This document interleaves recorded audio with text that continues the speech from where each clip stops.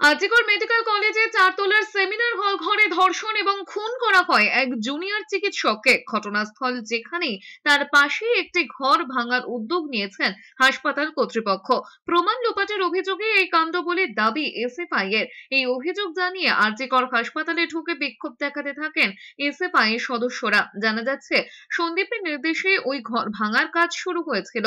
প্রত্যক্ষদর্শীদের কয়েকজন এবং কর্তৃপক্ষের একাংশ জানাচ্ছে, আরজিকরের চেস্ট মেডিসিন বিভাগের সেমিনার হলের সামনে একটি ঘর ছিল, সেটাই ভাঙার কাজ শুরু হয় সোমবার। ভাঙার কাজ চলছিল পুলিশের উপস্থিতিতে।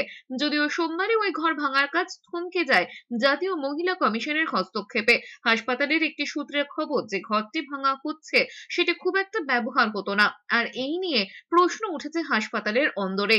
গত শুক্রবার সকালে আরজিকর মেডিকেল কলেজের 4 তলার সেমিনার হল থেকে উদ্ধার হয় এক মহিলা জুনিয়র চিকিৎসকের দেহ।